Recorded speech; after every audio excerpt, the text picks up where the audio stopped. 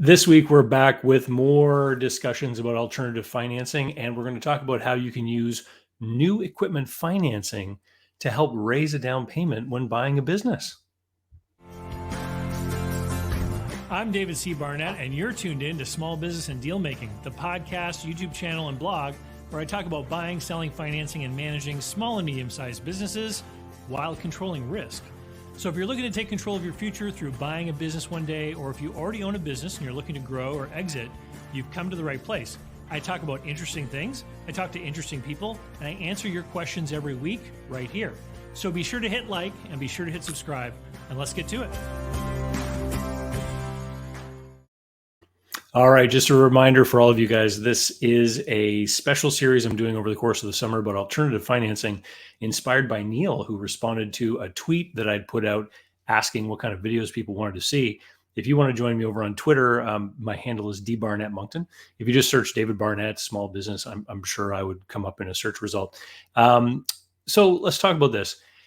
We've already created a playlist for this special series. And if you go back to the very beginning one, I talked about seller financing. And the whole point of the alternative finance series is talking about financing deals to acquire businesses without using the bank. This is what makes it alternative. Okay. And so when you do that, as I covered in the first video, oftentimes we're looking at trying to create the biggest possible down payment to offer a seller and then asking for seller financing on the back end to cover the other part of it. So let me talk about new equipment financing, because when you talk about new equipment financing, you're like, well, that's for buying equipment. How can it be used for helping to get down payment money to buy a business? Well, easy. Here's the thing. Number one, this works best for businesses that have a lot of tangible asset value in the form of big pieces of equipment, like trucks, heavy equipment, things that would normally be financeable by the dealers. If you take a look around at people who sell big equipment like trucks and payloaders, or even just delivery vans, vehicles, your local car dealer, for example, what you will often find is that they'll do promotions hand in hand with the manufacturer, and usually using a finance company that's what they call a captive financer, which is a finance company owned by the manufacturer. So if you go and buy a Ford vehicle, for example, you might get a loan or lease from Ford Finance. And the purpose of that financing company, that captive financer, is to help promote the sale of the equipment that helps the manufacturer's business. Okay. So they understand that the biggest challenge most people have in buying their equipment is getting the money to do so. And so they create these finance opportunities. And sometimes they have promotions on super low interest rates, like 1.9% or 0% even at different times. And so here's how you structure this. There's two ways you can do it. You can, number one, use the deferred down payment method. So you make an offer to a business owner and you say, look, I'm going to pay you this amount on closing day and another big down payment, which will be deferred by a couple of months. So I'm going to give you 20, 30% of the purchase price on closing out of these other funds that I have available, whatever you've done. And then 3 months or 4 months from today, I'm going to give you another big down payment representing another 10 to 15% of the total purchase price. And then I want you to carry the balance. So where are you going to get that additional money for the deferred down payment? You're going to get it by selling off all the major equipment that the business happens to own that you're getting with the purchase. And you're going to buy new equipment under much better finance terms with the lower interest rates. So is that risky? Sure it is, because you're basically relying upon the fact that you're going to be able to pull it off, which you may or may not be able to do. So if you're like totally broke and you have bad credit, don't try to do this. Okay.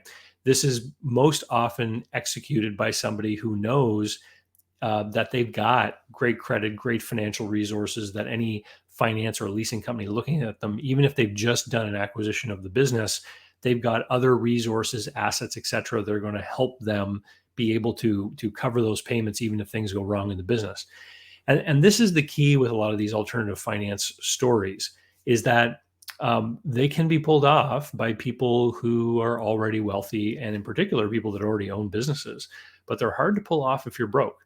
And that little tidbit of information is often not transmitted by some people on the internet. So there's the deferred down payment method. That's number one. The other much less risky way to do it, and this is easier and less risky because you can go and make the application to buy this new equipment in the beginning. You can say to a seller, look, in lieu of a bigger down payment, what I'm going to do is give you this amount of money that I've accumulated or saved up. Maybe it's 20, 25, 30% down payment.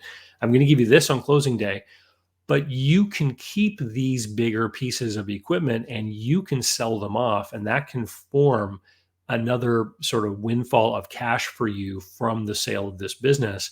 I'm already talking with the dealer, and I'm going to be buying new replacement pieces of equipment that I'm going to use once I become the owner. And so this is less risky because you can go and make those applications before you buy the business, and your acceptance under those deals could form part of the conditions of your offer of purchase. For example, it might be subject to financing. Every offer to purchase business should be subject to financing, but you can then go and talk with the dealer and see if you can qualify to be able to buy those new pieces of equipment. Now, here's the nice thing is that oftentimes when somebody knows they're going to sell a business, they will often defer capital reinvestment.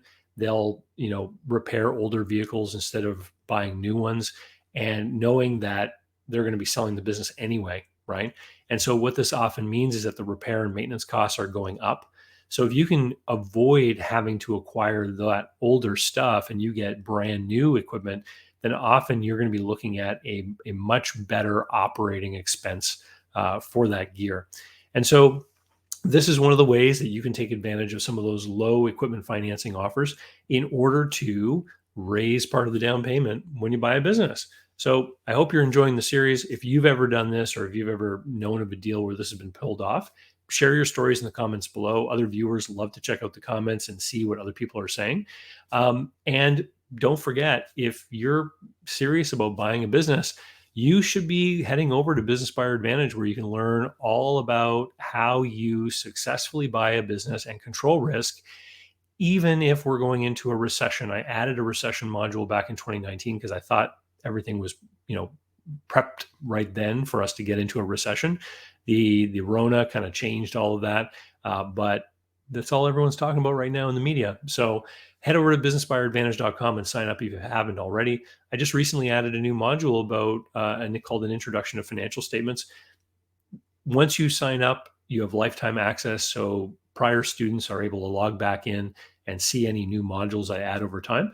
And that's what I'm committed to do is to add to the content over the course of time. And you pay once and you join forever. Anyway, thanks a lot. And we'll see you next time.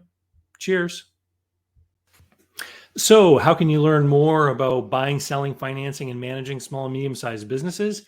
Easy. Head over to my blog site, davidcbarnett.com, where you can learn more about me and how I work with my clients. You can learn more about my books and the online courses that I've prepared for you. You can find out about how to subscribe to my email list, the YouTube playlists, etc. There's literally hundreds of hours of content there, all for free, and I'd love for you to be my guest.